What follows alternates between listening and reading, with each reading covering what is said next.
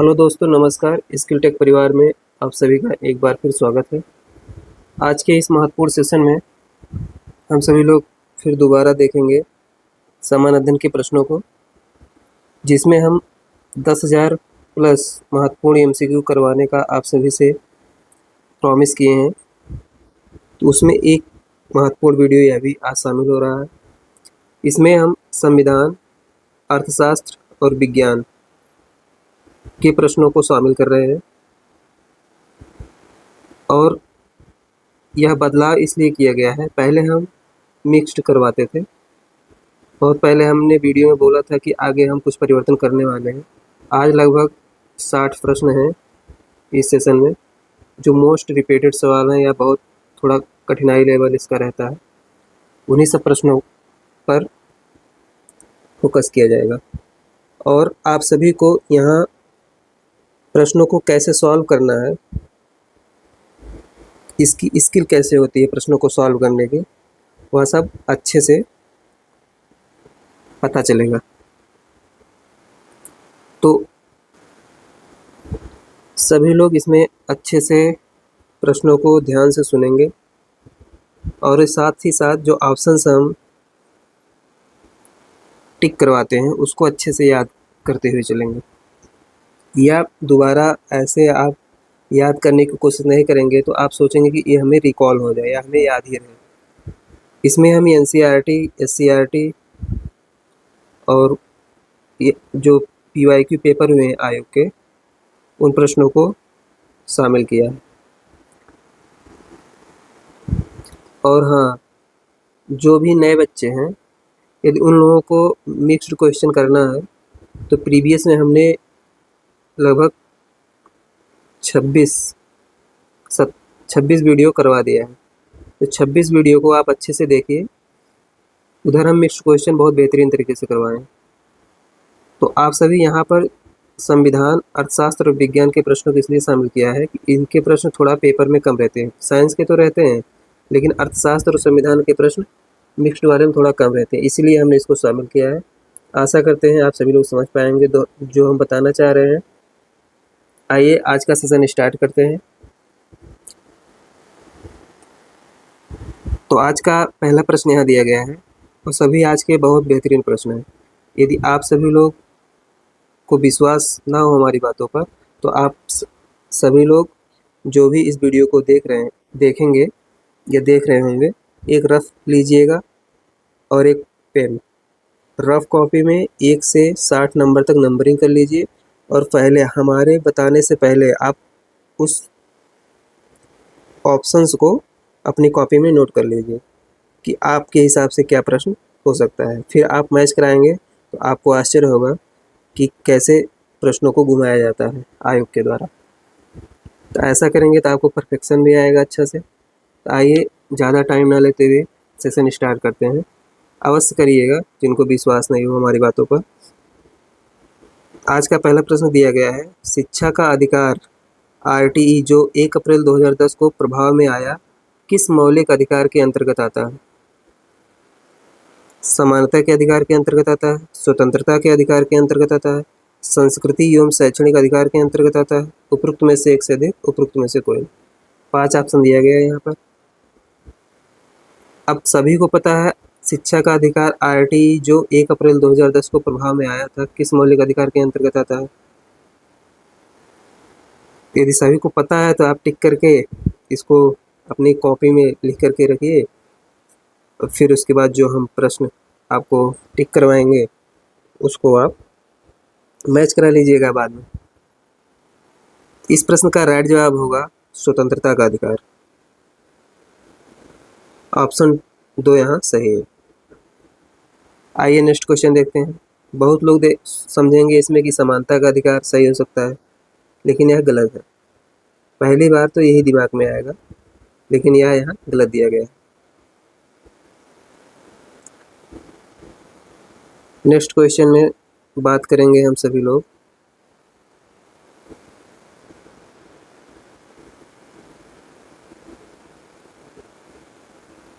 आइए देखते हैं नेक्स्ट क्वेश्चन।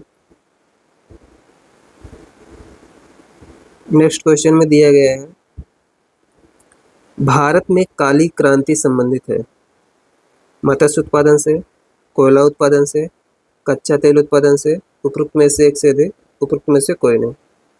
इस प्रश्न का राइट जवाब है कच्चा तेल उत्पादन से। ऑप्शन 3 यहाँ करेक्ट है। बहुत से लोग यहाँ कोयला उत्पादन भी टिक कर देंगे, लेकिन यह यहाँ पे गलत दिया गया। कच्चे तेल के उत्पादन को ही काली क्रांति से संबंधित माना जाता है। आइए नेक्स्ट क्वेश्चन देखते हैं। यहाँ प्रश्नों को कैसे सॉल्व किया जा रहा है उसकी हम स्किल सीख रहे हैं। व्याख्या की ज़्यादा ज़रूरत नहीं है, आप सिर्फ काली क्रांति और कच्चा तेल याद रखेंगे तब भी आपका काम जब भी पेपर में आएगा तो हो जाएगा। बहुत ज़्यादा डिटेल जानने का प्रयास मत कीजिए। बहुत ज़्यादा डिटेल जिसको जानना हो वह किसी बुक से जो चैप्टर वाइज दिए रहते हैं उसके क्वेश्चन आंसर को एनालिसिस कीजिए अपने आप से, तो आपको वहाँ बहुत ज़्यादा जानकारी मिलेगी। लेकिन यहाँ जो है हम पेपर के अप्रोच से ही सॉल्व करेंगे कि कम से कम जानकारी में कैसे हम प्रश्न को सॉल्व कर सकते हैं। आइए नेक्स्ट क्वेश्चन देखते हैं। मनरेगा अधिनियम के बारे में निम्नलिखित में से कौन सा गलत है? भारत के लगभग 625 जनपदों में काम करने का अधिकार, 1 वर्ष में 100 दिन के रोजगार की गारंटी, यदि सरकार असफल होती है तो यह रोजगार भत्ता नहीं देगी। उपरोक्त में से एक से अधिक, उपरोक्त में से कोई नहीं। स्क्रीन पर आप सभी लोग देख पा रहे होंगे। ऐसे ही पेपर में पढ़ा जाता है, ऑप्शंस को नहीं पढ़ा जाता कि पहला ऑप्शन नहीं दिया है, दूसरा ऑप्शन नहीं दिया है। तो इसी अप्रोच से आज करवा रहे हैं। पहले हम भी पढ़ते थे, पहला ऑप्शन नहीं दिया है, दूसरा ऑप्शन नहीं दिया है, तीसरा ऑप्शन नहीं दिया है, चौथा ऑप्शन उपरोक्त में से कोई नहीं दिया है। तो ऐसा करके आप थोड़ा टाइम बचा सकते हैं। तो इस प्रश्न का जो राइट जवाब है, इसमें गलत कथन पूछा है तो गलत पे आप अंडरलाइन कर लेंगे, नहीं तो 90% चांस रहते हैं गलत होने के। तो नेगेटिव इसमें क्या है? भारत के लगभग 625 जनपदों में काम करने का अधिकार, ये गलत बात। लगभग 625 जनपद नहीं, इसमें लगभग सभी जनपदों में, भारत के लगभग सभी जनपद होना चाहिए था, तब यह सही होता है। यही गलत है, तो यही इस प्रश्न का राइट जवाब हो जाएगा। यह भी इसमें सही दिया गया है, यह भी सही दिया गया है। यदि सरकार असफल होती है तो रोजगार भत्ता नहीं देगी, यह सरकार ने स्पष्ट करके बताया है। तो ऑप्शन पहला यहाँ करेक्ट दिया गया है। आइए नेक्स्ट क्वेश्चन देखते हैं। भारत में प्रथम पंचवर्षीय योजना का आधार क्या है? हैरोडोमर मॉडल, महालनोबिस मॉडल, दादा भाई नौरोजी मॉडल, उपरोक्त में से एक से अधिक, उपरोक्त में से कोई नहीं। यहीं पर आपको हम 3 प्रश्न दिखाएंगे। आप लोग व्याख्या की, जो लोग सोचते होंगे व्याख्या कम करवाते हैं उनके लिए है। पंचवर्षीय योजना का आधार क्या था? इस प्रश्न का राइट जवाब है हैरोडोमर मॉडल, ये पहली पंचवर्षीय योजना थी। महालनोबिस मॉडल ये सेकंड थी, सेकंड पंचवर्षीय योजना में। और दादा भाई नौरोजी मॉडल क्या था? इनका मॉडल कोई नहीं था, बस दादा भाई नौरोजी के बारे में आप सभी लोग याद रखिएगा, ग्रैंड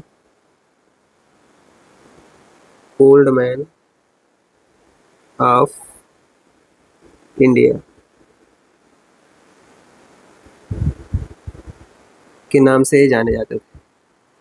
इतना पर्याप्त है आप सभी के लिए, क्योंकि बहुत चीज़ें दिमाग में एक साथ नहीं याद हो सकती हैं। अब 60 प्रश्न में आपको कम से कम 60 से मल्टीप्लाई अगर मिनिमम 2 ही हम एवरेज ले लें तब भी आपको 120 फैक्ट यहाँ पर मिल जाएंगे।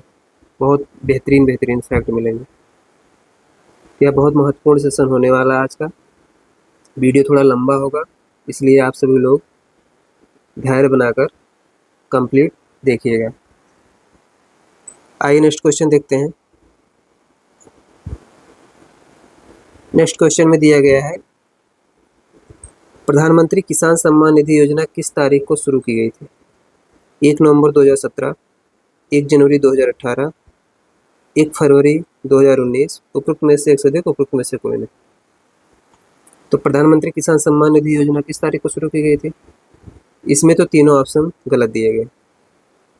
किसी किसी का दिमाग इस पर जाएगा 1 फरवरी 2024, जो कि यह भी गलत है। यहाँ पर होना चाहिए था 1 फरवरी ना होके 24 फरवरी। तो 24 फरवरी 2019 को प्रधानमंत्री किसान सम्मान निधि योजना शुरू की गई थी। आइए नेक्स्ट क्वेश्चन देखते हैं। नेक्स्ट क्वेश्चन में लिखा गया है, निम्नलिखित में से कौन सा क्रेडिट की शर्तों के अंतर्गत नहीं आता। नेगेटिव पर हम विशेष ध्यान रखेंगे। ब्याज दर दिया गया है, ऑप्शन संपार्श्विक प्रतिभूति दिया गया है, जमा दिया गया है, उपरोक्त में से एक से अधिक दिया गया है, उपरोक्त में से कोई नहीं दिया गया। क्रेडिट के शर्तों के अंतर्गत क्या नहीं आता है, इकोनॉमिक्स का प्रश्न है।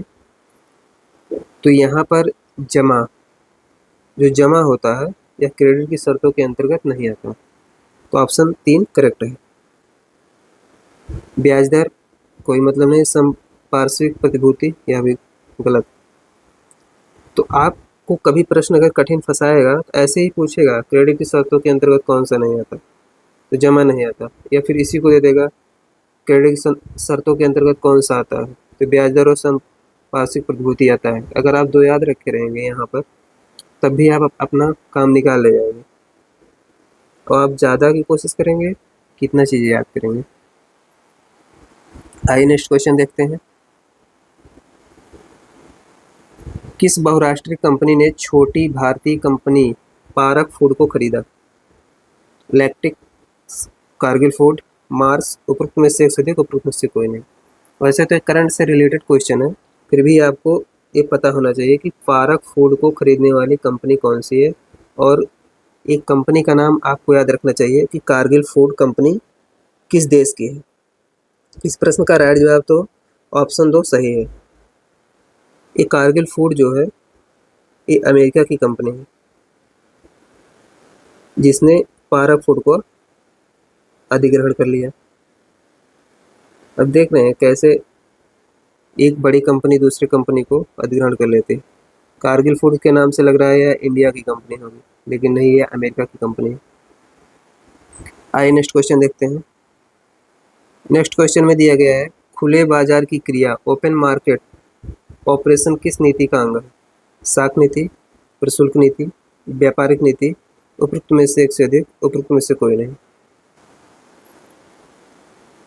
तो इस प्रश्न का जो राइट जवाब बनेगा वह बनेगा उपरोक्त में से कोई नहीं, क्योंकि ओपन मार्केट ऑपरेशन सिस्टम में साख नीति का कोई रोल नहीं है, प्रशुल्क नीति का भी कोई रोल नहीं है, व्यापारिक नीति का भी कोई रोल नहीं। आयन अंग पूछा है ना, तो अंग में तीनों नहीं शामिल। मौद्रिक नीति ये सब इसमें आते हैं। मौद्रिक नीति हुआ, क्रेडिट नीति, कानून के नियम का संग्रह जुड़ा हुआ, इन सब चीज़ों से नियंत्रित किया जाता है ओपन मार्केट सिस्टम को। आइए नेक्स्ट क्वेश्चन देखते हैं।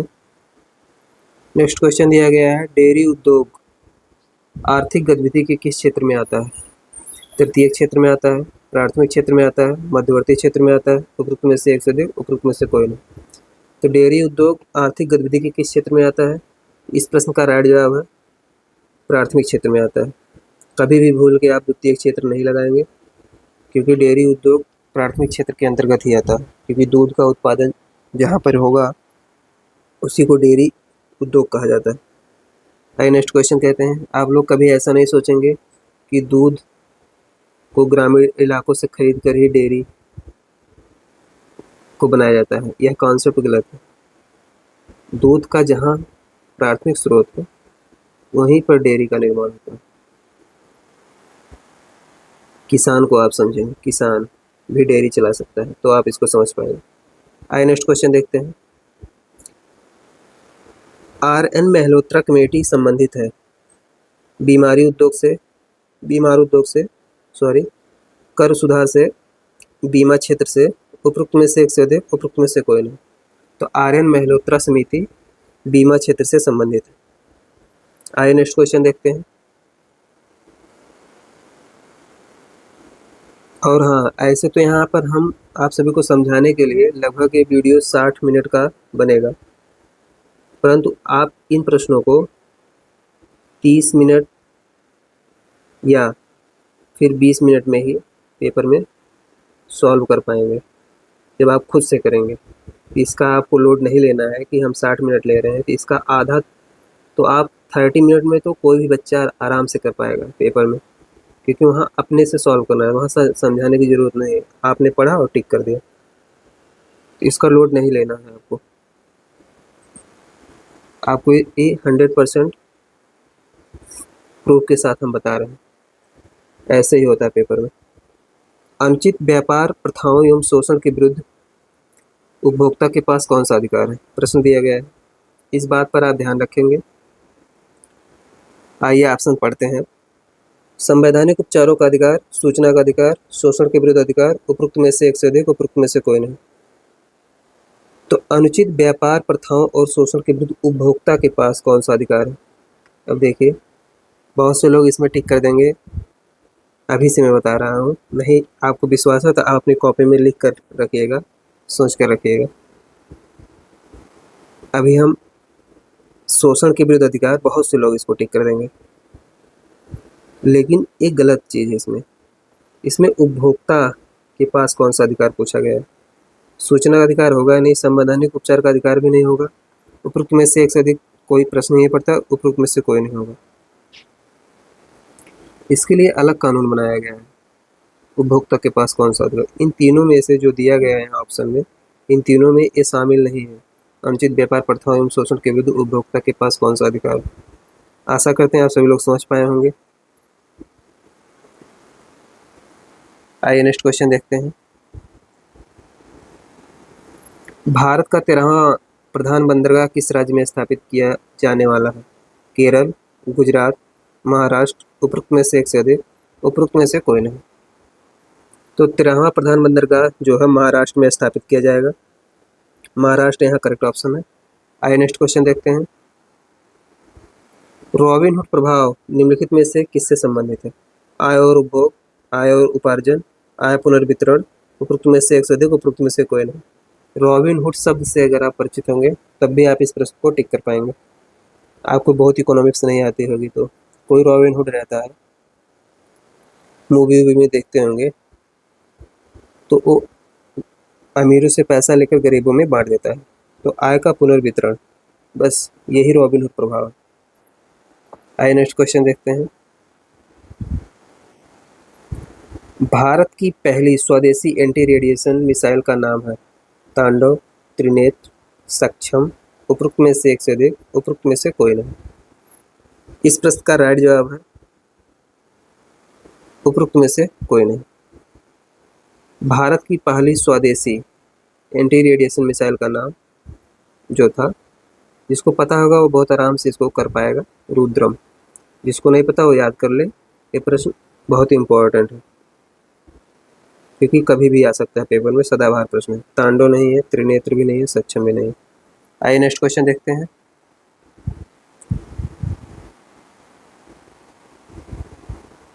बैंक, भारत में बैंक अपनी जमा का कितना प्रतिशत धन निकास नकदी के रूप में रखते हैं। 25%, 15%, 30%, उपरोक्त में से एक से अधिक, उपरोक्त में से कोई नहीं। देखने कितना बढ़िया प्रश्न है। बहुत से लोग सोचेंगे कि भारत में जो बैंक है अपनी जमा का कुछ प्रतिशत सिक्योरिटी के रूप में रखते होंगे, तो गलत कर देंगे आप। कोई सिक्योरिटी नहीं रखना पड़ता, उपरोक्त में से कोई नहीं यहाँ करेक्ट है, ये सब फर्जी दिया गया है। आइए नेक्स्ट क्वेश्चन देखते हैं।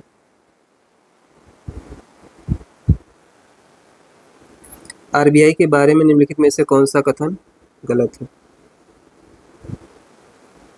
आरबीआई अनौपचारिक क्षेत्र की निगरानी नहीं कर सकता है।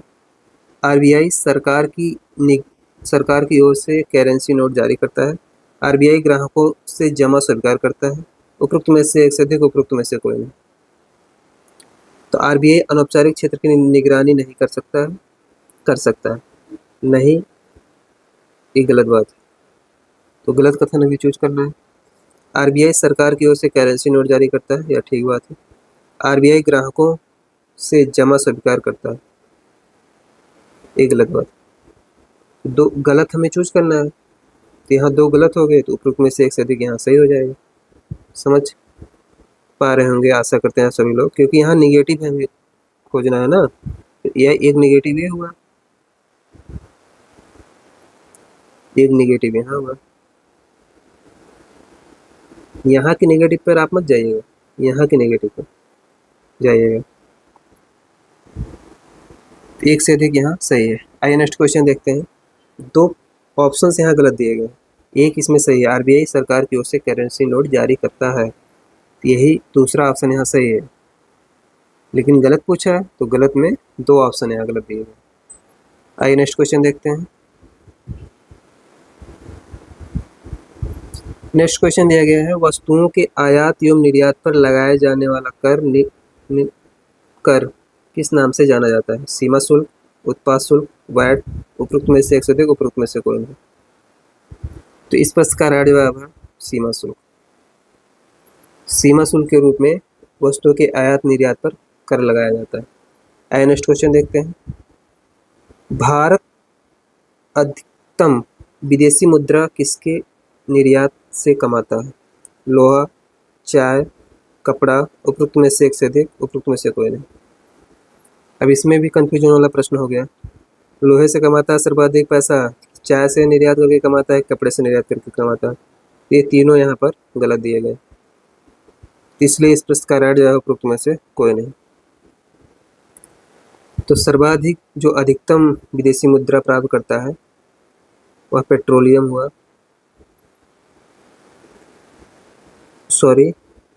जो रासायनिक दवा है,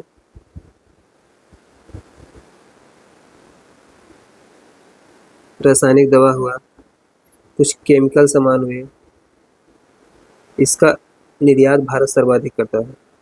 तो इन्हीं सब से भारत मैक्सिमम अपना विदेशी मुद्रा प्राप्त करता है। आइए नेक्स्ट क्वेश्चन देखते हैं।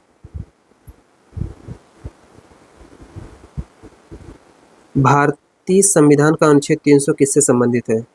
मुकदमे तथा कार्रवाई, सरकारी ठेके, महान्यायवादी, उपरोक्त में से एक से अधिक, उपरोक्त में से कोई नहीं। तो भारतीय संविधान का अनुच्छेद 300 किससे संबंधित है? तो मुकदमे तथा कार्रवाई, यहाँ करेक्ट ऑप्शन दिया गया। आइए नेक्स्ट क्वेश्चन देखते हैं। निम्नलिखित में से कौन सा देश एक साथ आने वाले संघ के अंतर्गत आता है? बेल्जियम, स्विट्जरलैंड, स्पेन, उपरोक्त में से एक से अधिक, उपरोक्त में से कोई नहीं। इस प्रश्न का राइट जवाब है स्विट्जरलैंड। स्विट्जरलैंड जो है एक साथ आने वाले संघ के अंतर्गत आता है। स्विट्जरलैंड हुआ, अमेरिका हुआ, उसके बाद एक नाम आता है ऑस्ट्रेलिया का। ये तीनों नाम जो है एक साथ आने वाले संघ हैं। भारत जो है, भारत हुआ, स्पेन हुआ, और एक नाम और इसमें आता है जर्मनी। आइए नेक्स्ट क्वेश्चन देखते हैं।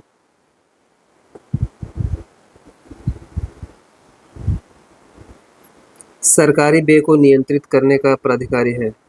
भारतीय रिजर्व बैंक, योजना आयोग, वित्त मंत्रालय, उपरोक्त में से एक से अधिक, उपरोक्त में से कोई नहीं। तो है तो बहुत आसान प्रश्न, लेकिन कोई जल्दबाजी करेगा तो योजना आयोग भी इसमें मार सकता है। तो इस प्रश्न का राइट जवाब होगा उपरोक्त में से कोई नहीं।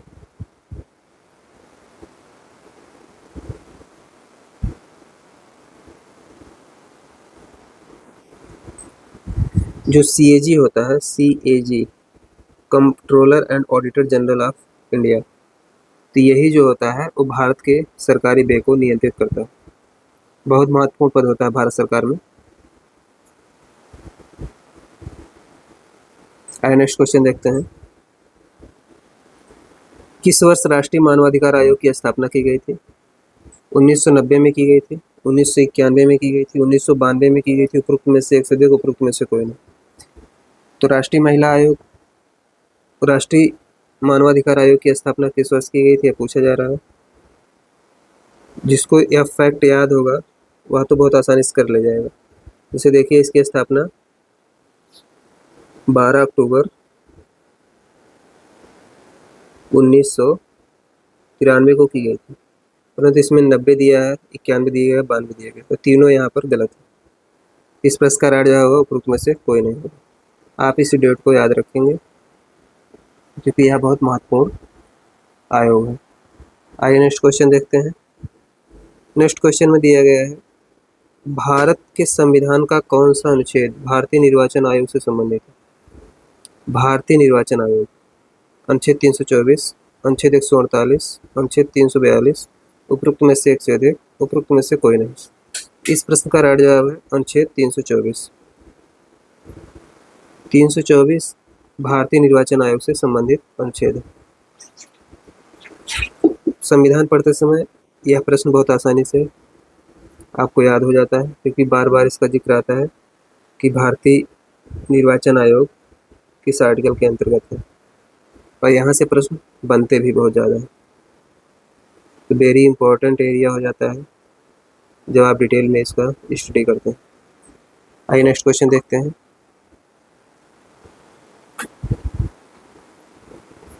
निम्नलिखित में से कौन सा समवर्ती सूची में शामिल है? समवर्ती सूची पढ़ते समय तुरंत आपके दिमाग में आना चाहिए केंद्र प्लस राज्य। तो जंगल शामिल है पूछ रहा है, कृषि शामिल है पूछ रहा है, पुलिस शामिल है पूछ रहा है, उपरोक्त में से एक से अधिक शामिल है पूछ रहा है, उपरोक्त में से कोई नहीं शामिल पूछ रहा है। इस प्रश्न का राइट जवाब हो जाएगा जंगल। जंगल जो समवर्ती सूची में शामिल है। कृषि राज्य सूची का विषय है, पुलिस भी राज्य सूची का विषय है, यह भी राज्य सूची का विषय है, यह भी राज्य सूची का विषय है, और यह जो है केंद्र और राज्य दोनों का विषय। ऑप्शन एक यहाँ सही ऑप्शन है। आइए नेक्स्ट क्वेश्चन देखते हैं। नेक्स्ट क्वेश्चन में दिया गया है, गुलाबी क्रांति संबंधित है प्याज उत्पादन से। यह भी वेरी इंपॉर्टेंट प्रश्न है, बहुत लोग इसमें कंफ्यूजन होंगे। उर्वरक उत्पादन से, दूसरा ऑप्शन दिया अंडा उत्पादन से, तीसरा ऑप्शन उपरोक्त में से एक से अधिक दिया गया, उपरोक्त में से कोई नहीं दिया गया। तो इस प्रश्न का राइट जवाब है, अभी पहले आपको इसको हम थोड़ा डिटेल बता देते हैं तब इसका आंसर बताएंगे। गुलाबी क्रांति का जो संबंध होता है वह होता है मांस प्लस पोल्ट्री फार्म से। पोल्ट्री फार्म, तो पोल्ट्री फार्म की वजह से अगर अंडा उत्पादन भी दिया है, अंडा उत्पादन, तब भी आप राइट टिक करेंगे अंडे उत्पादन को ही, इसलिए इस प्रश्न का यही राइट जवाब है। उर्वरक है नहीं, प्याज उत्पादन से भी नहीं है, गुलाबी क्रांति। आप विशेष ध्यान रखेंगे कभी भी ये प्रश्न बनेगा अगर कन्फ्यूजन क्रिएट हो तो आप अंडा उत्पादन ही इसमें मारिए, या मांस और पोल्ट्री उत्पादन से संबंधित जो भी ऑप्शन आपको दिखे उसी को आप टिक कर दीजिए। आइए नेक्स्ट क्वेश्चन देखते हैं। संविधान सभा के बारे में क्या सही नहीं है? इसमें 300 से अधिक सदस्य थे। इसकी प्रथम बैठक 1946 में हुई। इसने 1935 के अधिनियम से बहुत से विवरण एवं विधियों का अधिग्रहण किया। उपरोक्त में से एक से अधिक, उपरोक्त में से कोई नहीं। तो संविधान सभा के बारे में क्या सही नहीं है? नहीं वाला हमको चूज करना है। क्या सही नहीं है? जो सही नहीं है उसी को चूज करना है। इसमें 300 से अधिक सदस्य थे, या ठीक बात लिखा गया। इसकी प्रथम बैठक जुलाई 1946 में हुई। ये डाउट है, इस पर अभी बाद में विचार करते हैं। इसने 1935 के अधिनियम से बहुत से विवरण एवं विधियों का अधिग्रहण किया था। यह भी ठीक बात है। तो इस प्रश्न का राइट जवाब यही हो जाएगा। यह गलत दिया गया है तो यही सही बन जाएगा। दूसरा प्रश्न यहाँ सही है। देखिए, जुलाई में नहीं हुई थी, 9 दिसंबर 1946 को पहले बैठक हुई। तो आप लोग याद रखेंगे 9 दिसंबर 1946 को पहले बैठक हुई थी संविधान सभा की। आइए नेक्स्ट क्वेश्चन देखते हैं। नेक्स्ट क्वेश्चन दिया गया है, मंडल आयोग ने 1980 की अपनी रिपोर्ट में सरकारी नौकरियों में सामाजिक एवं शैक्षणिक तौर पर पिछड़े वर्गों को कितने प्रतिशत आरक्षण की संस्तुति की थी? 1980 में अपनी रिपोर्ट आई थी मंडल आयोग की। तो आप लोग यह सन भी याद रखेंगे कि मंडल आयोग ने अपनी रिपोर्ट कब प्रस्तुत की थी। तो 1980 डेट आपको याद रखना है क्योंकि डायरेक्ट प्रश्न पूछ लिया जाता है। तो 27% पहला ऑप्शन दिया गया है, 22% दूसरा ऑप्शन दिया गया है, 15% तीसरा ऑप्शन दिया गया, उपरोक्त में से एक से अधिक चौथा ऑप्शन दिया गया, उपरोक्त में से कोई नहीं पांचवा ऑप्शन दिया गया। तो बहुत लोग सोच रहे होंगे हमने ऐसा कैसे पढ़ दिया इसको। तो ऐसा इसलिए पढ़ दिया कि आपको समझाना रहता है, इसलिए इस तरीके से पढ़ना पड़ जाता है, क्योंकि थोड़ा बीच में टाइम भी मिल जाता है चीज़ों को व्यवस्थित तरीके से बताने के लिए। तो इस प्रश्न का राइट जवाब है, बहुत लोग इसमें सोचेंगे कि 52% सही होगा, इसलिए हम इसको उपरोक्त में से कोई नहीं मार के आगे बढ़ जाते हैं, तो यह गलत हो जाएगा। आपको 27% पर ही टिक करना है,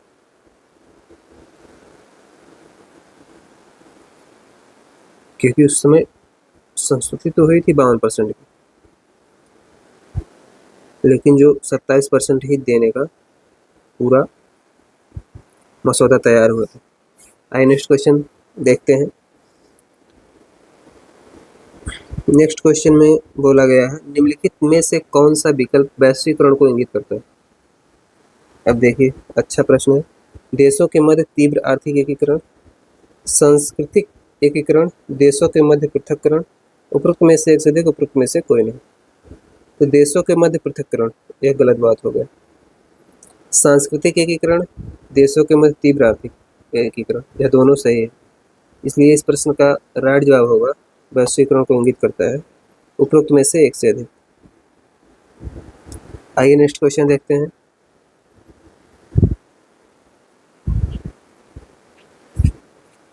नेक्स्ट क्वेश्चन दिया गया है, लोकतंत्र के बारे में निम्नलिखित में से कौन सा सही है।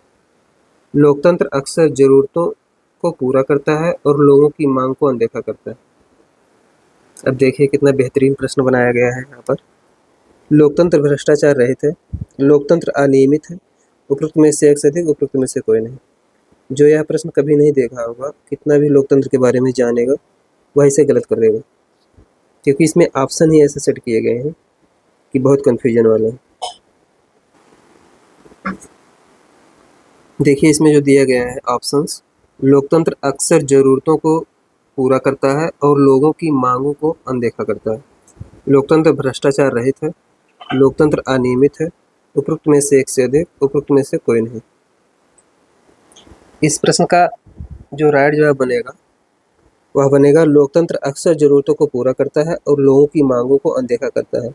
बहुत लोग इसे नेगेटिव समझकर गलत मार देंगे, इसको सही वाले पे नहीं टिक करेंगे, लेकिन यही इसमें सही है। तो आपको इस पे नहीं जाना है। लोगों की मांग को अनदेखा अवश्य करता है, लेकिन लोगों की अक्सर ज़रूरतों को पूरा भी करता है। लोकतंत्र भ्रष्टाचार रहित है, यह गलत बात है, क्योंकि भ्रष्टाचार लोकतंत्र में बहुत होता है। लोकतंत्र अनियमित है, यह भी गलत बात है। तो इस प्रश्न का राइट जवाब होगा ऑप्शन नंबर 1। आइए नेक्स्ट क्वेश्चन देखते हैं। कौन सा अधिकार अल्पसंख्यकों के प्रति विशेष है। धार्मिक स्वतंत्रता का अधिकार, स्वतंत्रता का अधिकार, संवैधानिक उपचारों का अधिकार, उपरोक्त में से एक से अधिक, उपरोक्त में से कोई नहीं। कौन सा अधिकार अल्पसंख्यकों के प्रति विशेष है। तो जो इसमें ऑप्शंस तीनों बनाए गए हैं, ये तीनों यहाँ पर अल्पसंख्यकों के प्रति विशेष का कोई महत्व नहीं रखता है। इस प्रश्न का जवाब है उपरोक्त में से कोई नहीं। हाँ, कोई और प्रश्न ऑप्शन बनाता अगर ढंग का तो वह बन जाता सही, लेकिन इसमें जो है सभी अन्य से रिलेटेड है। धार्मिक स्वतंत्रता का अधिकार दिया है, लेकिन ये अल्पसंख्यकों के लिए ही नहीं है, सभी के लिए। आशा करते हैं आप सभी लोग समझ पाएंगे। आइए नेक्स्ट क्वेश्चन देखते हैं। नेक्स्ट क्वेश्चन में दिया गया है, चुनावी कदाचारों पर निम्नलिखित में से कौन सा कथन प्रतिपादित है। अच्छे से आप सभी लोग प्रश्नों को सुनिए, अच्छे से देखिए और मन में पढ़िए, और फिर उसके बाद आप कभी भी इसको रिकॉल करना चाहेंगे तो आपके दिमाग में रिकॉल होगा, अवश्य रिकॉल होगा। बस आप चीज़ों को अच्छे से सुनिए, अच्छे से इसको मन में, अपने मन में पढ़ते रहिए, और जो मैं टिक करवाता हूँ उसको आपको 2 बार अपने मन में पढ़ लेना है, बस आपका काम हो जाएगा। आइए नेक्स्ट क्वेश्चन देखते हैं। नेक्स्ट क्वेश्चन है, इसी को देखते हैं। चुनावी कदाचारों पर निम्नलिखित में से कौन सा कथन प्रतिभारित है? अब देखिए, प्रतिभारित कथन पूछ रहा है। सत्तारूढ़ दल, इतना कठिन हिंदी लिखा है यहाँ पर। सत्तारूढ़ दल द्वारा सरकारी मशीनरी का दुरुपयोग, क्या यह प्रतिभारित है? वोटरों को धमकाने में अत्यधिक धन का प्रयोग, क्या यह प्रतिभारित है? दल गठबंधन द्वारा लोक समर्थन का विश्वास, क्या यह प्रतिभारित है? दल गठबंधन द्वारा लोक समर्थन का विश्वास। उपरोक्त में से एक से अधिक, उपरोक्त में से कोई नहीं। इसमें से क्या प्रतिभारित है? तो उपरोक्त में से कोई नहीं, इसमें कोई नहीं प्रतिभारित है, सब गलत है इसमें। ये तो सभी पार्टियां अपनी मजबूरी में करते हैं या अपना वर्चस्व स्थापित करने के लिए करते हैं। आइए नेक्स्ट क्वेश्चन देखते हैं। इनमें से कौन संविधान सभा का सदस्य नहीं था? शरद चंद्र बोस, सरोजिनी नायडू, मौलाना अबुल कलाम आजाद, उपरोक्त में से एक से अधिक, उपरोक्त में से कोई नहीं। तो इस प्रश्न का राइट जवाब हो जाएगा उपरोक्त में से, सॉरी, एक से अधिक। अच्छा, नहीं पूछा है, इसमें तो सभी थे, नहीं पूछा है निगेटिव, तो निगेटिव इसमें हम ढूंढेंगे। देखिए, शरद चंद्र बोस थे, ये पॉजिटिव हुआ। सरोजिनी नायडू भी थी, यह भी पॉजिटिव है। मौलाना अबुल कलाम आजाद जी, यह भी पॉजिटिव है। तो निगेटिव हम पूछना है, तो निगेटिव का उत्तर हमेशा निगेटिव होता है, कोई है ही नहीं, इसमें निगेटिव क्या दिया है? उपरोक्त में से कोई नहीं, सदस्य नहीं था। समझ पाए? मोस्ट इम्पोर्टेंट प्रश्न है, ठंडे दिमाग से आप सभी लोग सोचिएगा इसको, अगर ना समझ में आया।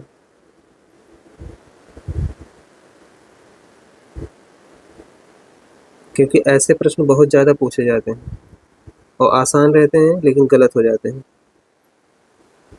आइए नेक्स्ट क्वेश्चन देखते हैं। भारत का सर्वोच्च न्यायालय अस्तित्व में कब आया? 15 अगस्त 1947, 26 जनवरी 1961, 2 अक्टूबर 1952। उपरोक्त में से एक से अधिक, उपरोक्त में से कोई नहीं। इसमें क्या सही है? इस प्रश्न का राइट जवाब है 2 अक्टूबर 1952 दिया गया है, 26 जनवरी 1961 दिया गया है, 15 अगस्त 1947 दिया है। जिसको भी पता होगा भारत का सर्वोच्च न्यायालय अस्तित्व में कब आया, 26 जनवरी 1950 को यह अस्तित्व में आया। इसलिए इस प्रश्न का राइट जवाब इसमें से कोई दिया ही नहीं गया, तो कोई नहीं बन जाएगा, उपरोक्त में से कोई नहीं। आइए नेक्स्ट क्वेश्चन देखते हैं। सत्ता की साझेदारी के बारे में निम्नलिखित में से कौन सा गलत? सत्ता सरकार के विभिन्न अंगों के बीच समझ की बीच साझा की जाती है। गलत हमें चूज करना है, टिक कर लेंगे, उसको अंडरलाइन कर लेंगे। सत्ता विभिन्न स्तरों पर सरकारों के बीच साझा की जाती है। प्रत्येक समाज को किसी न किसी रूप से शक्ति बंटवारे की आवश्यकता होती है, भले ही वह छोटे हों या सामाजिक विभाजन न हो। कौन सा कथन गलत है? सत्ता विभिन्न स्तरों पर सरकारों के बीच साझा की जाती है। सत्ता सरकार के विभिन्न अंगों के बीच साझा की जाती है। देखिए, यह कंफ्यूजन वाला प्रश्न है, आपको इसे अच्छे से सॉल्व करना है। तो आपको बताते हैं कैसे इसको सॉल्व किया जाता है, आप ध्यान से स्क्रीन पर देखिएगा। सत्ता सरकार के विभिन्न अंगों के बीच साझा की जाती है, सही बात है, सभी अंगों के बीच साझा की जाएगी। सत्ता विभिन्न स्तरों पर सरकारों के बीच साझा की जा सकती है, यह भी ठीक बात है। विभिन्न स्तरों पर सरकारों के बीच साझा की जाती है, जैसे राज्य सरकार, केंद्र सरकार हुआ, यह भी ठीक बात है। प्रत्येक समाज को किसी न किसी रूप में शक्ति बंटवारों की आवश्यकता होती है, भले ही वह छोटा हो या सामाजिक विभाजन ना हो, यह भी ठीक बात है। तो निगेटिव हमें ढूंढना है, निगेटिव का हमेशा निगेटिव ही बनता है, तो निगेटिव कहीं दिख नहीं रहा है, तो एक से अधिक निगेटिव है, ये भी नहीं है, तो इसमें से क्या बन जाएगा? उपरोक्त में से कोई नहीं, क्योंकि यही तो निगेटिव है यहाँ पर। ऐसे भी आप टिक कर सकते हैं, निगेटिव से निगेटिव आ गए, ठीक है ना। आइए नेक्स्ट क्वेश्चन देखते हैं।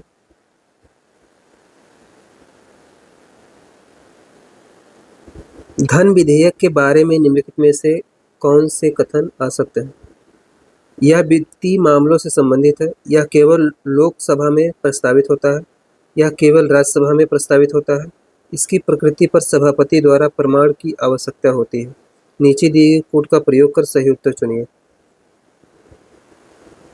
सही उत्तर का चुनाव करना है तो 1 2 3 4 2 3 4 1 3 4 इसी में से चूज करना है। देखिए, धन विधेयक के बारे में कौन सा कथन आ सकता है? आ सकता है हमें ढूंढना है। यह वित्तीय मामलों से संबंधित होता है, ठीक बात। यह केवल लोकसभा में प्रस्तावित होता है, यह भी ठीक बात दिया गया है। यह केवल राज्यसभा में प्रस्तावित होता है, यह भी ठीक बात है। इसकी प्रकृति पर सभापति द्वारा प्रमाण की आवश्यकता होती है, यह भी ठीक बात है। सही उत्तर का चुनाव करना है। आशा तो इसमें कोई है ही नहीं, तो सही उत्तर इसमें क्या होगा? अब देखिए कैसे घुमाया है प्रश्न को। जब आशा तो इसमें कोई है ही नहीं, सही उत्तर क्या होगा? अगर आशा तो कोई होता है इसमें तो हम इसमें से ढूंढ के सॉल्व कर देते। इस प्रश्न का राइट जवाब होगा उपरोक्त में से कोई नहीं। बहुत बेहतरीन प्रश्न है। आप सभी लोग जल्दबाजी में करेंगे तो गलत हो जाएगा। आते हुए प्रश्न भी इसी प्रकार गलत होते हैं। आइए नेक्स्ट क्वेश्चन देखते हैं। अधिकतम निर्वाचन क्षेत्रों वाले राज्यों को उनके अवरोही क्रम में व्यवस्थित कर सही विकल्प का चयन कीजिए। उत्तर प्रदेश, महाराष्ट्र, पश्चिम बंगाल, बिहार। उत्तर प्रदेश, बिहार, पश्चिम बंगाल, महाराष्ट्र, पश्चिम बंगाल। महाराष्ट्र, उत्तर प्रदेश, पश्चिम बंगाल, बिहार। उपरोक्त में से एक सदैव, उपरोक्त में से कोई नहीं। इस प्रश्न का राइट जवाब है उत्तर प्रदेश, महाराष्ट्र, पश्चिम बंगाल और बिहार। अधिकतम निर्वाचन क्षेत्र उत्तर प्रदेश, बिहार तो होगा नहीं, बिहार सबसे लास्ट में होगा। उत्तर प्रदेश सबसे पहले होगा तो ये ऑप्शन वैसे ही खत्म होगा। अगर बिहार सबसे लास्ट में आपको पता है, उत्तर प्रदेश में होगा। महाराष्ट्र दूसरे नंबर पे, पश्चिम बंगाल तीसरे नंबर पे। आइए नेक्स्ट क्वेश्चन देखते हैं। देशों के मध्य विकास की तुलना का मुख्य गुणांक है भूमि, जनसंख्या, आय। उपरोक्त में से एक से अधिक, उपरोक्त में से कोई नहीं। देशों के मध्य विकास की तुलना का मुख्य गुणांक है, तो इस प्रश्न का राइट जवाब है आय। आय यहाँ राइट ऑप्शन होगा। आइए नेक्स्ट क्वेश्चन देखते हैं। निम्नलिखित में से कौन सा बेल्जियम मॉडल का तत्व नहीं? बेल्जियम की एक सरकार है जिसमें फ्रेंच और डच भाषी दोनों समुदायों का समान प्रतिनिधित्व होगा। राज्य सरकार केंद्र सरकार के अधीन नहीं है। दो सरकारों के अतिरिक्त तीसरे प्रकार की सरकार को सामुदायिक सरकार बनाया जाता है। उपरोक्त में से एक से अधिक, उपरोक्त में से कोई नहीं। इस प्रश्न का राइट जवाब है उपरोक्त में से कोई नहीं, क्योंकि यहाँ सभी गलत दिए गए, तत्व नहीं है। उपरोक्त में से कोई नहीं, क्योंकि निगेटिव यहाँ मिला, निगेटिव यहाँ मिला, निगेटिव यहाँ मिला, कोई नहीं होगा। आइए नेक्स्ट क्वेश्चन देखते हैं। काली शक्ति आंदोलन ब्लैक पावर मूवमेंट कब हुआ? 1975 में, 1966 में, 1989 में। उपरोक्त में से एक से अधिक, उपरोक्त में से कोई नहीं। इस प्रश्न का राइट जवाब है 1966। काली शक्ति आंदोलन ब्लैक पावर मूवमेंट ये अफ्रीका में हुआ था। अफ्रीका में या फिर यूएसए में जो ब्लैक लोग रहते हैं, ब्लैक लोग जो रहते हैं, उनका भी उत्पीड़न होता था। अफ्रीका में भी होता था उत्पीड़न। तो अफ्रीका वालों ने इसी नाम से एक आंदोलन चलाया, काली शक्ति आंदोलन। उसके बाद से अफ्रीकी महाद्वीप को, जो कि कुछ इस प्रकार से है, अभी आपको बना के दिखा दे रहा हूँ, कुछ इस तरीके से अफ्रीका महाद्वीप है पूरा। इसके चारों तरफ इधर जल है, यहाँ भी जल है, लगभग यहाँ भी जल है। तो यहाँ पर आंदोलन हुआ था, तो वही काली शक्ति मूवमेंट के नाम से प्रचलित है। आइए नेक्स्ट क्वेश्चन देखते हैं। राष्ट्रपति अपने अधिकार का निस्तारण किसकी सलाह से करता है? मंत्रिपरिषद की सलाह से करता है, सर्वोच्च न्यायालय की सलाह से करता है, भारतीय सेना का कमांडर इन चीफ की सलाह से करता है, उपरोक्त में से एक से अधिक, उपरोक्त में से कोई नहीं। इस प्रश्न का राइट जवाब होगा मंत्रिपरिषद की सलाह से करता है। बहुत लोग सर्वोच्च न्यायालय सोच रहे होंगे, तो यह गलत बात है। अपने अधिकार का निस्तारण किसकी सलाह से करता है? तो मंत्रिपरिषद यहाँ करेक्ट ऑप्शन होगा। सर्वोच्च न्यायालय गलत है। सर्वोच्च न्यायालय आपको नहीं टिक करना है कभी भी। आइए नेक्स्ट क्वेश्चन देखते हैं। नेक्स्ट क्वेश्चन दिया गया है, अब यहाँ से साइंस का प्रश्न स्टार्ट होता है।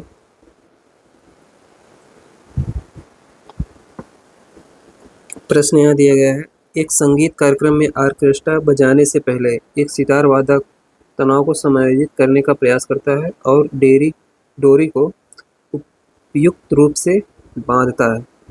ऐसा करके वह क्या ठीक करने की कोशिश करता है? अन्य वाद्य यंत्रों की आवृत्ति के साथ सितार तार की आवृत्ति, ध्वनि का आयाम, ध्वनि की तीव्रता, उपरोक्त में से एक से अधिक, उपरोक्त में से कोई नहीं।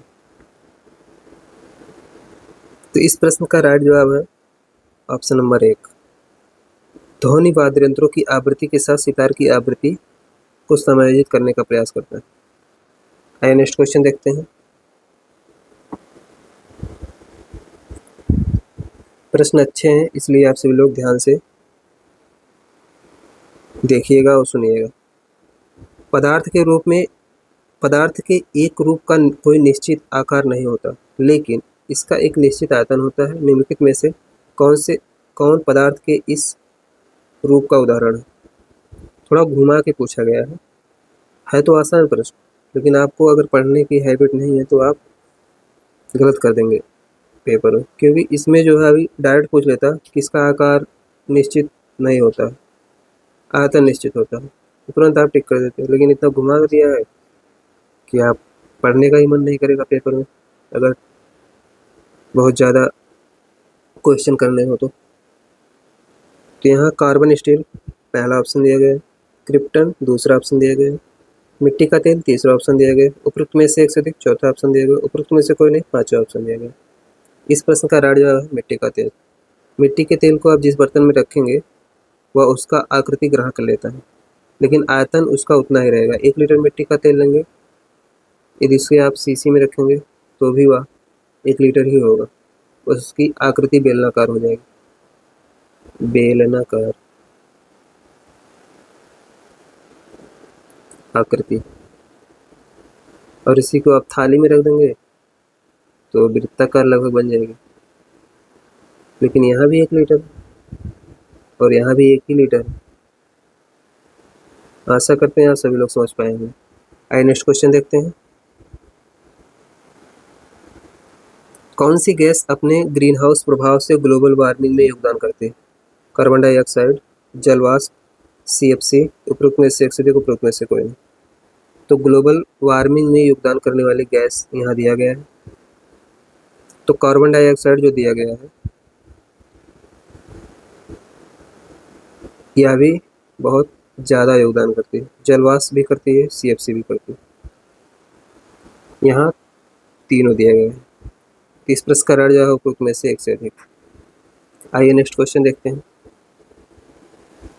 नेक्स्ट क्वेश्चन दिया गया है, आपको 3 प्रणालियाँ दी गई हैं, उनमें से एक में आसुत जल और अन्य दो में एक में अम्लीय विलयन तथा दूसरे में क्षारीय विलयन है।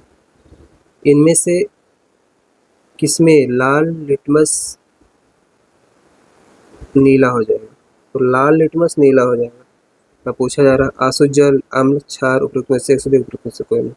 यहाँ आपको हम एक ट्रिक बता देते हैं, याद रखिएगा। 2 शब्द आपको याद रखना है, एक आपको याद रखना अनीला, एक आपको याद रखना है छालनी। छालनी से इसमें तीनों शब्द अलग अलग करके आप तोड़ लीजिए। तीनों तोड़ लेंगे तो आ से अम्ल बन जाएगा, ना से नीला बन जाएगा, ला से लाल। तो नीले लिटमस पेपर को लाल कौन कर देगा? अम्ल कर देगा। देखिए इधर क्षार है, छा से क्षार बन जाएगा, और लाल लिटमस पेपर को नीला कौन कर देगा?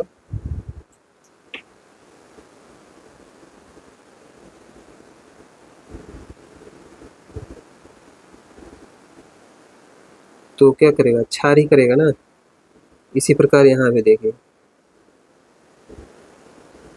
यहाँ नीला, यहाँ लाल, ऐसे याद रखेंगे तो कभी आप भूलेंगे नहीं, और कितनी भी जल्दबाजी में करेंगे तो ऑप्शन आपका सही हो जाएगा। अब मैच करा लीजिए, तो लाल लिटमस को नीला हो जाता है, तो लाल को नीला कौन करेगा, क्षार ही करेगा। क्षार यहाँ करेक्ट ऑप्शन। आइए नेक्स्ट क्वेश्चन देखते हैं।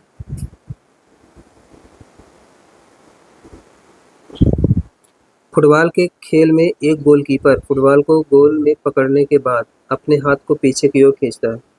इससे गोलकीपर क्या करने में सक्षम होता है?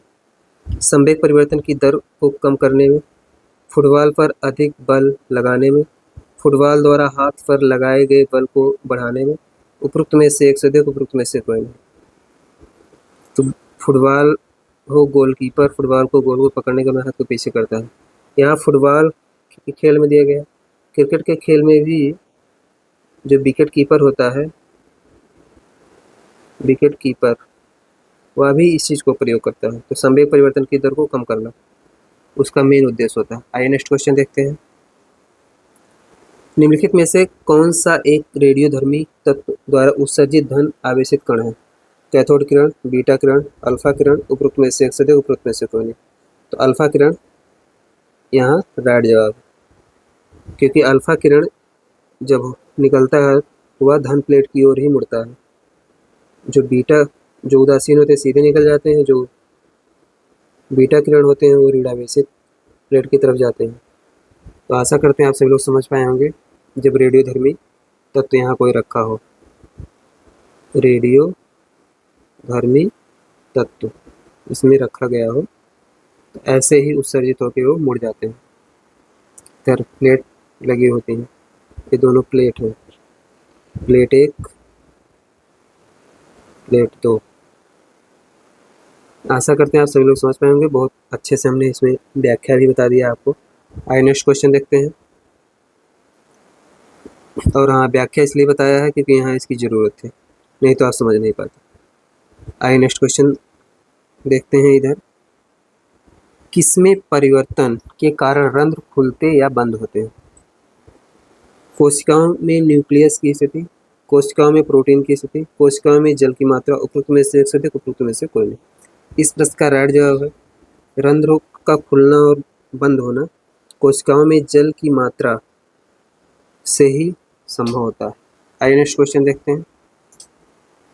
नेक्स्ट क्वेश्चन दिया गया है, अम्ल धातु कार्बोनेट से अभिक्रिया कर गैस मुक्त करते हैं, तो कौन सा गैस मुक्त करते हैं? Hydrogen, carbon dioxide, carbon monoxide, उपरोक्त में से एक से अधिक, उपरोक्त में से कोई नहीं। जो अम्ल होगा, कोई भी अम्ल होगा, वो धातु कार्बोनेट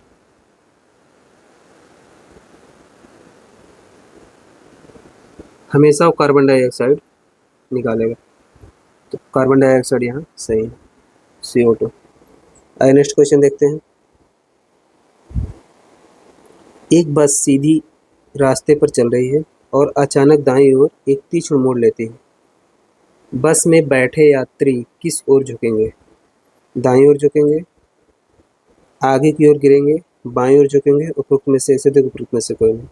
जब भी इस प्रकार का प्रश्न आए आप सभी लोग याद रखिएगा, जब भी दाईं ओर तीक्ष्ण मोड़ लेगा तो यात्री हमेशा इसके अपोजिट ही झुकेगा। इस प्रश्न का राइट जवाब बाईं ओर झुकेगा। आइए नेक्स्ट क्वेश्चन देखते हैं। नेक्स्ट क्वेश्चन दिया गया है, निम्नलिखित में से कौन सा प्रकाश विद्युत उपकरण डिजिटल अनुप्रयोग के लिए सबसे उपयुक्त है? फोटोडायोड, फोटोवोल्टाइक सेल, प्रकाश उत्सर्जक, उपरोक्त में से एक से अधिक, उपरोक्त में से कोई नहीं। फिर एक बार प्रश्न को पढ़ते हैं क्योंकि अच्छा प्रश्न है। कौन सा प्रकाश विद्युत उपकरण डिजिटल और कंफ्यूजिंग वाला प्रश्न है, अनुप्रयोगों के लिए सबसे उपयुक्त है? कौन सा प्रकाश विद्युत उपकरण डिजिटल अनुप्रयोगों के लिए सबसे उपयुक्त प्रकाश वो सबसे उपयुक्त है? प्रकाश पूछ रहा है। अब देखिए, लाइट को ही पूछ रहा है।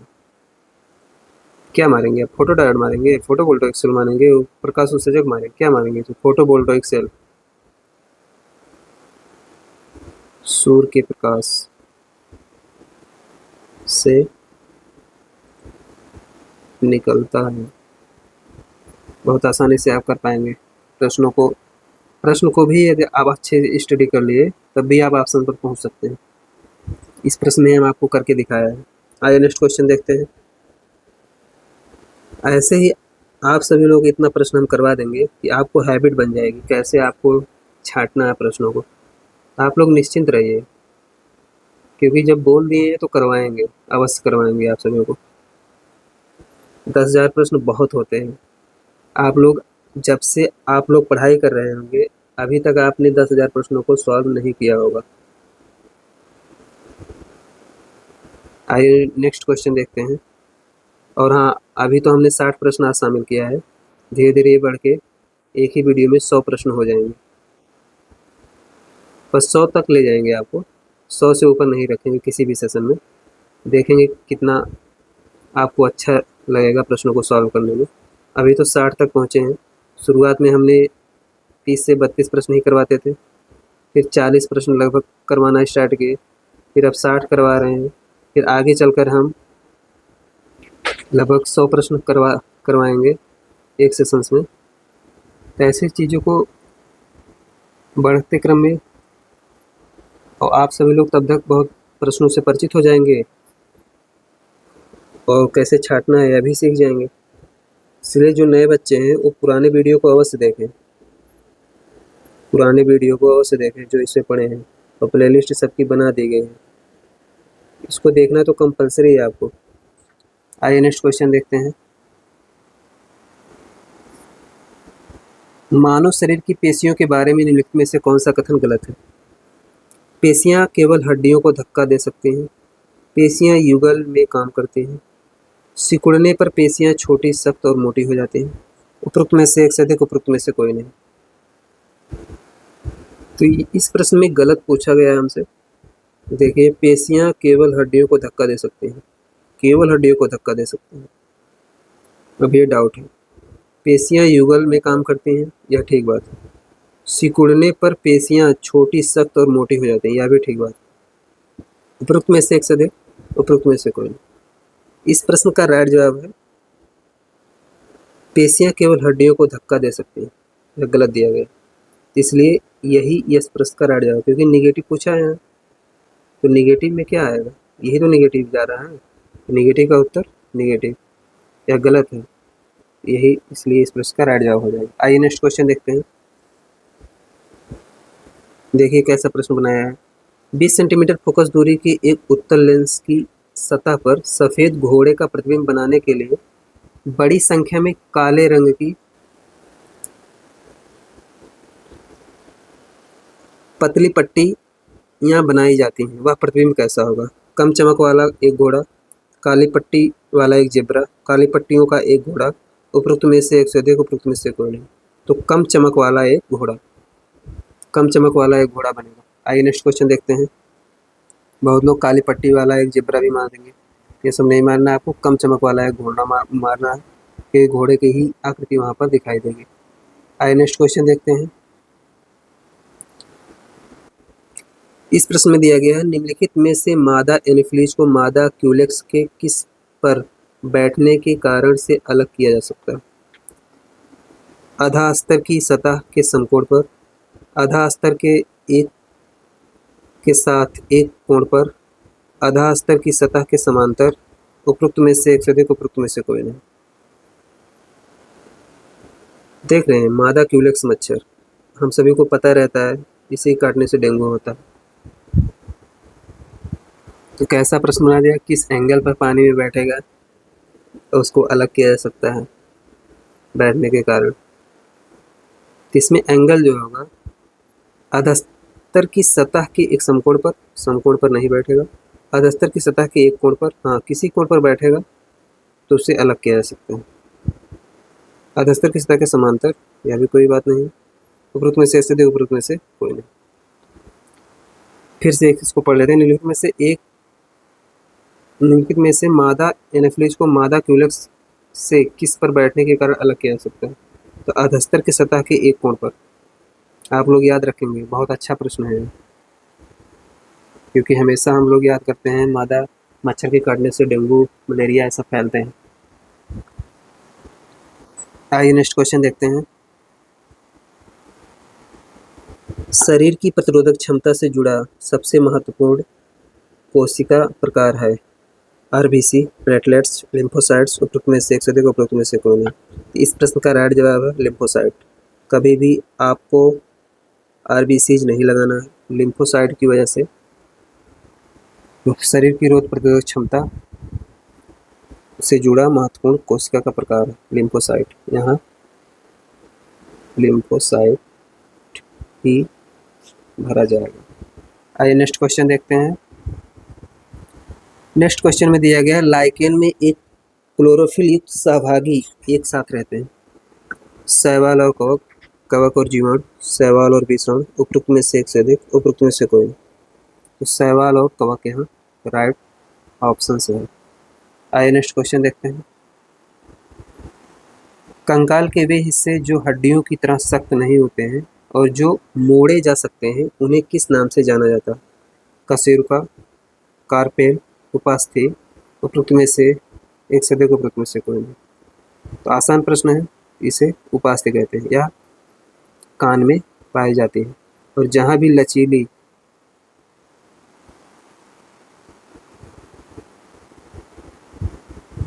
हड्डी मिलेगी वहाँ उपास्थियों से ही बना होता है। आइए नेक्स्ट क्वेश्चन देखते हैं। शुष्क HCl गैस शुष्क लिटमस पेपर का रंग क्यों नहीं बदलती? नेगेटिव क्वेश्चन पूछा जा रहा। HCl गैस निर्जलीकरण कारक के रूप में कार्य करती है। शुष्क HCl गैस की उपस्थिति में नीला लिटमस सूख जाता है।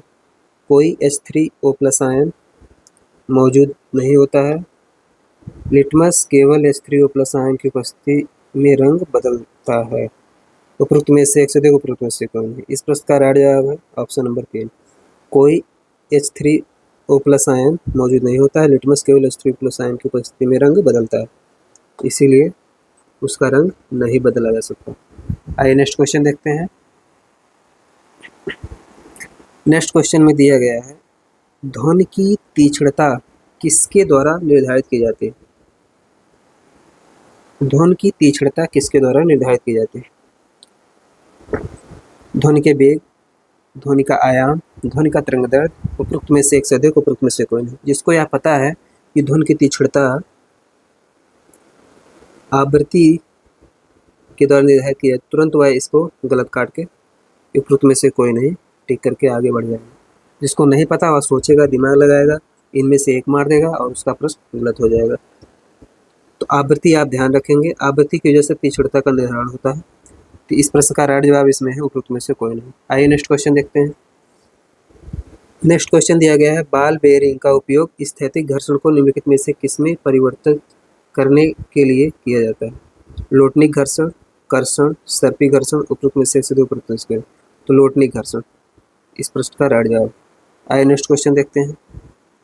कुछ धातु ऑक्साइड अम्ल और क्षार के साथ अभिक्रिया कर लवण और जल बनाते हैं, इन्हें उभयधर्मी ऑक्साइड कहते हैं।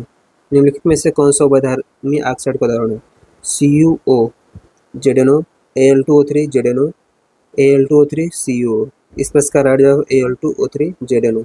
आपको याद कर लेना है तो ज़्यादा दिमाग नहीं लगाना, क्योंकि GS के प्रश्नों में याद करने पर ही फायदा रहता है। आइए नेक्स्ट, क्योंकि हूबहू जब प्रश्न बनेगा तो इसी में से कोई एक ऑप्शन पूछेगा।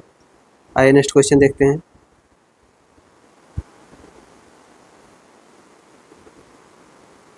तो आज का दोस्तों यह लास्ट प्रश्न है, देख लेते हैं इसमें। यह लास्ट ही प्रश्न है, इसके बाद कोई प्रश्न दिया नहीं गया है।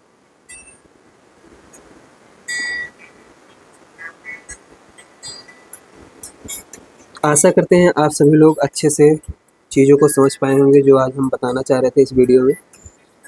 तो आज के लिए दोस्तों बस इतना ही, क्योंकि वीडियो लंबा हो जा रहा है और नेक्स्ट वीडियो में फिर मुलाकात होगी। तब तक के लिए आप सभी लोग अच्छे से अपनी पढ़ाई करते रहिएगा। धन्यवाद। नेक्स्ट वीडियो में आप सभी लोगों से फिर मुलाकात होगी। और जितने भी नए बच्चे हैं वो पुराने वीडियो अवश्य देखें, आप सभी से रिक्वेस्ट है, क्योंकि आगे हम बहुत जल्द ही जब अच्छे से चीज़ों को बहुत बेहतरीन ढंग से करवाएंगे टॉप लेवल का, तो आपको कठिनाई होने लगेगी, इसलिए आप पुरानी वीडियो को देख डालें। चलिए वीडियो को आज यहीं पर समाप्त करते हैं, नेक्स्ट वीडियो में फिर मुलाकात होगी।